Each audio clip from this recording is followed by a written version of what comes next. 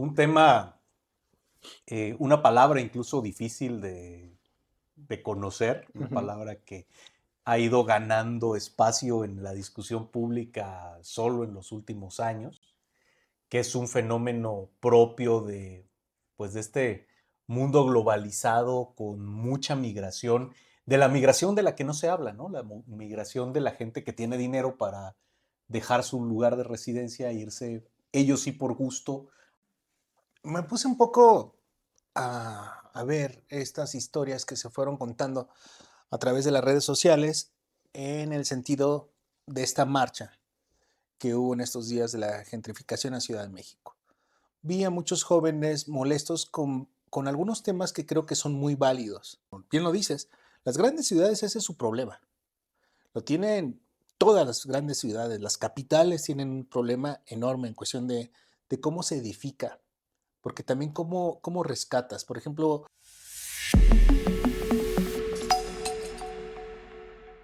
amigos de Monitor, es un gusto. Vamos a platicar esta vez con nuestro amigo Toño Plaza sobre el tema de gentrificación. Vimos una marcha en la Ciudad de México y eso es de lo que vamos a platicar con ustedes. Quédense por aquí en Monitor Express. Un tema, una palabra incluso difícil de conocer, una Ujú. palabra que ha ido ganando espacio en la discusión pública solo en los últimos años, que es un fenómeno propio pues, de este mundo globalizado con mucha migración, de la migración de la que no se habla, ¿no? La migración de la gente que tiene dinero para dejar su lugar de residencia e irse, ellos sí por gusto, a vivir a una ciudad que les gusta y que tan tienen dinero que el efecto que generan al llegar a vivir a esa ciudad es encarecerla, porque pueden pagar rentas más altas, pueden pagar mejores servicios, pueden pagar eh, por, por cosas que los vecinos originales de ese vecindario no podían pagar. Y entonces la vida en una determinada zona de la ciudad se encarece y se desplaza a quienes vivían originalmente ahí, ahora con estos alojamientos temporales y bueno, incluso los arrendamientos tradicionales, pues terminan desplazando a los ocupantes originales que no son propietarios y muchas veces incluso invitan, digamos, de alguna forma al propietario a vender Ujú. o a no vivir ya ahí y mejor rentar su casa para que viva ahí personas que pueden darse un nivel de vida mucho más alto, que encarecen los arrendamientos.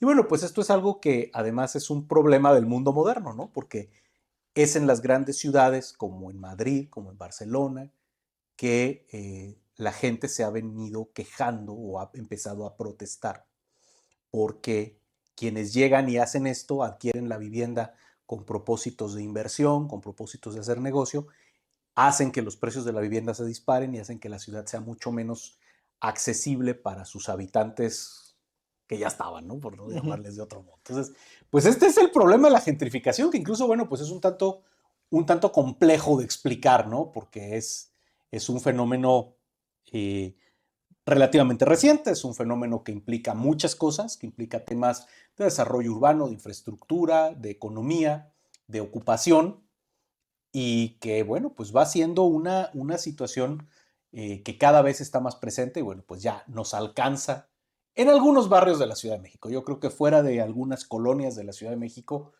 eh, no tenemos en este país tema de gentrificación. A ver, yo aquí me puse un poco a ver estas historias que se fueron contando a través de las redes sociales en el sentido de esta marcha que hubo en estos días de la gentrificación a Ciudad de México. Vi a muchos jóvenes molestos con algunos temas que creo que son muy válidos, ¿no? El tema digo, de rentas impagables para un sector, o sea, aquellos que trabajan en alguna empresa que está muy cerca del centro, de la periferia del centro, pues se les hace imposible trasladarse 2 horas, ¿no? De su trabajo a su domicilio donde puedan estar rentando, viviendo. En esta parte, creo que sí se tiene que cuestionar qué se está haciendo, dónde se están poniendo algunas empresas, algunos lugares de trabajo, sobre todo donde le están dando la oportunidad a jóvenes y que estos jóvenes no tienen esas formas de pagar ese tipo de rentas que se han encarecido bastante, ¿no? En las ciudades como, bien lo dices, las grandes ciudades ese es su problema. Lo tienen todas las grandes ciudades, las capitales tienen un problema enorme en cuestión de cómo se edifica, porque también cómo rescatas. Por ejemplo, estaba viendo lo que hizo Carlos Slim en el 2001, cuando se Ujú. firma, eh, digamos, esta sociedad con la Fundación Carlos Slim, eh, se firma con la Ciudad de México, que la dirigía, bueno, estaba a cargo Andrés Manuel López Obrador, ¿no? Fox estaba también Fox era el presidente era el presidente y y lo López firman, Obrador era el jefe de gobierno. ajá, y lo firman todo para rescatar a la Ciudad de México del centro histórico. Hay una fundación, de hecho. Y si uno se pone a revisar y dice, oye, qué bonito, ¿no? O sea, van a rescatar una ciudad que tiene tanta historia, que tiene edificios coloniales, y lo explican. Hay que revisar ese video porque está muy interesante. Yo creo que de ahí vamos a poder partir en lo que sucede en la Ciudad de México. ¿Por qué? Porque ven una proyección muy grande. ¿Y quién la ve? Pues los empresarios. Estos empresarios como un Carlos Slim que dice, oye, pues aquí yo voy a poner Telmex. Las oficinas centrales de Telmex me las voy a traer aquí a la ciudad, Al centro. al centro de la Ciudad de México. ¿Y sabes qué? También voy a traer Sears, también voy a traer Sanborns.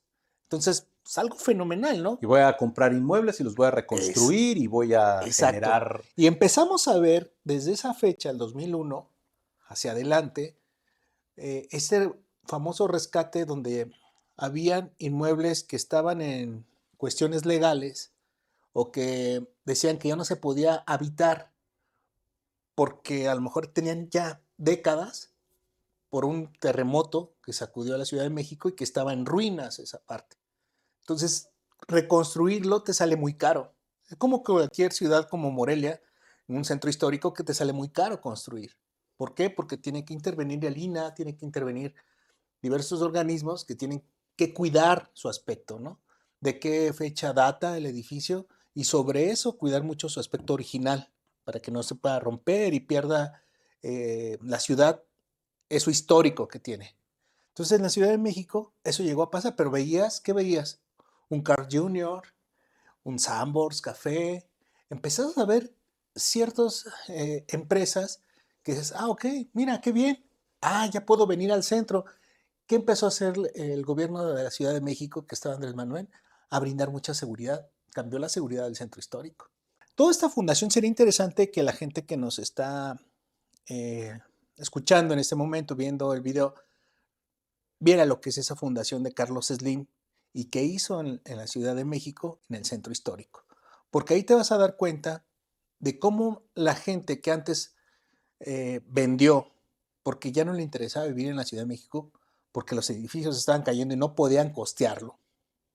Entonces mejor deciden venderlo. ¿Y quién los adquiere? ¿Quién compra esos edificios abandonados? ¿Quién adquiere propiedades a muy bajo costo que después se vuelven hoteles de lujo? Se vuelven, digamos, departamentos con un alto valor. Pero, pero, Me van a quemar en leña verde por lo que voy a decir, pero yo soy de los que creen que una poca de gentrificación le vendría muy bien a Morelia, porque Morelia tiene al contrario un problema de deterioro del centro histórico muy importante. El día que tengan 4 horas libres hablamos de eso brevemente. Este, Se ha beneficiado enormemente de la presencia de extranjeros. bueno, pero sí los han desplazado, porque tío, es más complicado eh, vivir en un lugar donde todo se encarece, o sea, y todo se encarece por porque también, ¿Y por qué tienes gente cambiándose a vivir ahí? No, no extranjeros, sino nacionales que se van ahí a trabajar, porque también este tipo de actividad pues, económica pues claro, o genera sea, riqueza, genera una...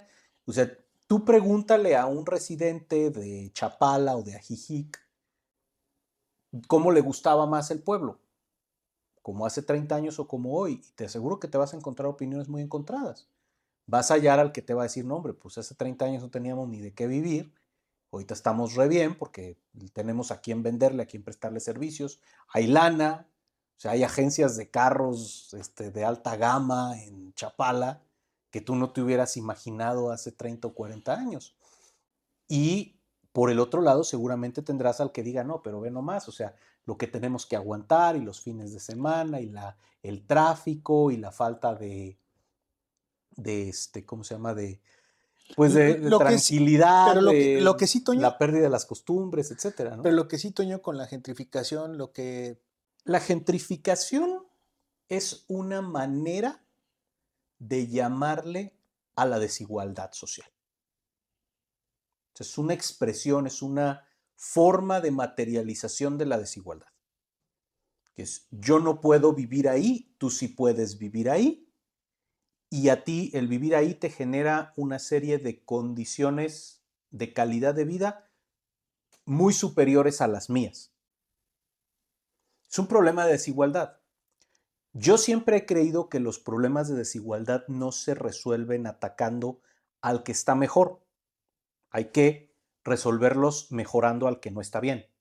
A ver, por lo que estamos entendiendo ahora con estos tipos de gobiernos, es que para ellos la igualdad es que pues todos estemos igual de madreados, cabrón. Igual de madreado, Y no. pues tampoco se Es trata al de eso. revés. A ver, es cómo le hacemos. O sea, yo creo que el gran problema, Pero ¿cómo mueve las cosas? Porque también eso tiene que influir demasiado un gobierno en decir, a claro. ver, no te lo lleves para allá. O sea, tú empresario, oye, ayúdame A ver, a estas aquí zonas. alrededor de todo esto hay un montón de estudios, de conceptos, de teorías, unas más viejas que otras. Digo, por ejemplo, el concepto más importante, diría yo también, es el más viejo, que es un concepto de los años 60 de un arquitecto francés, que bueno, que ni siquiera es realmente un arquitecto, un activista, un sociólogo francés de apellido Lefebvre, y que es el concepto del derecho a la ciudad, que hoy incluso está reconocida, el derecho a la ciudad está reconocido como tal en la Constitución de la Ciudad de México, la que se firmó en el 2018.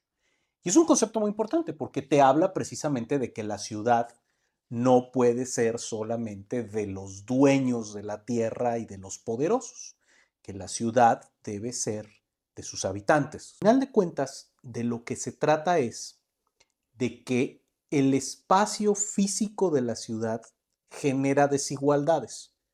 Entonces, es al igual que, como es un bien, o sea, esa es la primera cosa que tenemos que entender, que el espacio físico es un bien, es un bien susceptible de convertirse en mercancía y es un bien escaso, susceptible de todas las reglas de la economía, susceptible de generar desigualdad de una forma estructural.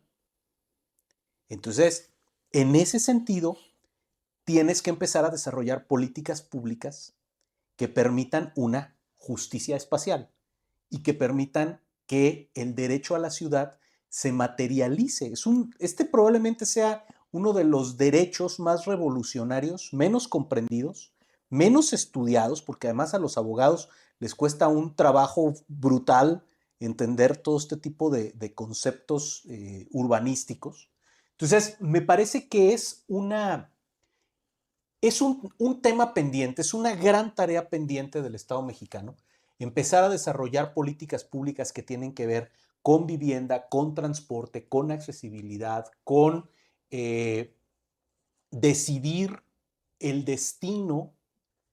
Y aquí el gran tema es quién es el dueño de las utilidades que genera el desarrollo urbano. Este documental que te habla de cómo fue el rescate del centro histórico de la Ciudad de México. Fíjate, no estamos hablando de Roma, de la colonia Roma, ni de la colonia donde fueron a manifestarse. Estamos hablando de la Ciudad de México, del centro histórico. ¿Por qué es importante? Porque ves cómo se justificó ciertas cosas. Te hablan de un hundimiento que tiene la ciudad. Te habla de un mejoramiento que iba a tener la calidad de aquellos que habitan el centro histórico, por lo que les iban a otorgar, ¿no? Tener un lugar con más armonía, tener un lugar con más luz, tener un lugar donde los niños puedan jugar hasta en el Zócalo. Eso lo decían ahí en 2001, ¿eh? O sea, lo decía el propio Slim. Entonces, yo creo que vale la pena revisarlo, porque si entonces te fijas que bajo varios argumentos similares han hecho eso en colonias donde esa plusvalía va en un aumento, y quiénes son los dueños de esas constructoras, de esos inmuebles que se rentan a altos costos o se venden a altos costos. Entonces ahí donde todos nos estamos preguntando, pues, ¿de quién es la ciudad? ¿A quién le pertenece la ciudad? Porque también no nos hagamos eh, que ahora te quieran vender la idea, un gobierno de izquierda que ha gobernado por muchos años la Ciudad de México, te quiere decir, oye, pues la culpa es de aquellos que tienen talas Sí, sí, sí, o sea, a inmobiliarias. ver, eh, Ve y a pelearle las ventanas estamos a a estos güeritos, punto ¿no? de cumplir 30 años de gobiernos de izquierda en la Ciudad de México. Oye, hay que expropiar edificios para que ustedes tengan vivienda. A ver, momento, ¿por qué?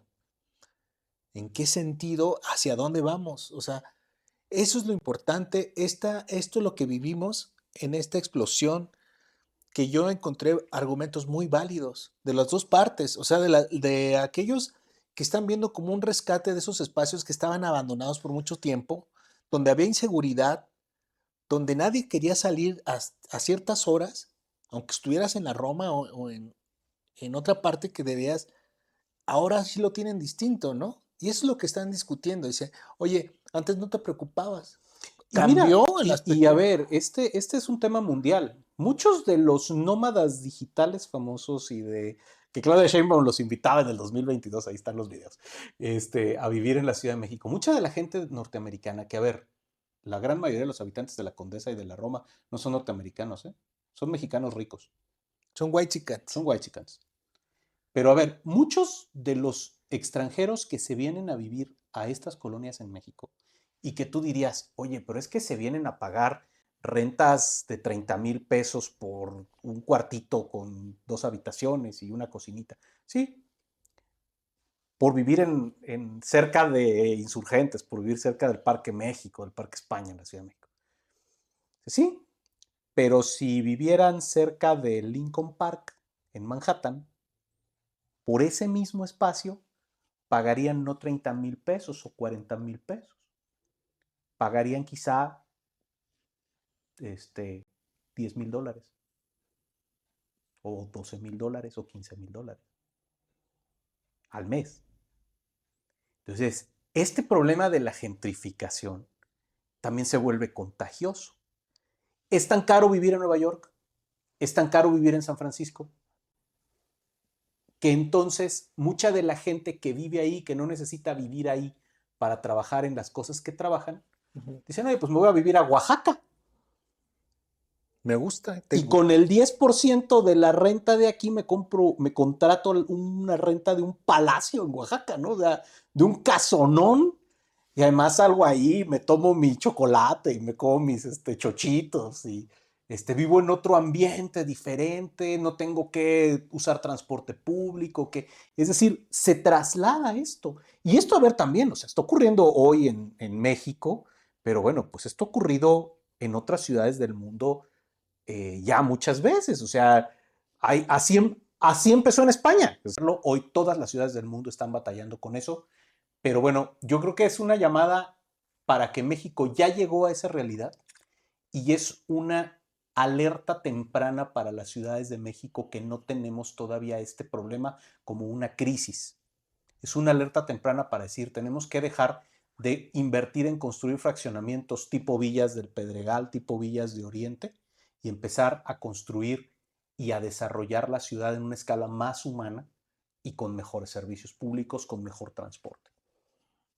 Bueno, vamos a ver de otro tema que tenemos aquí en Michoacán.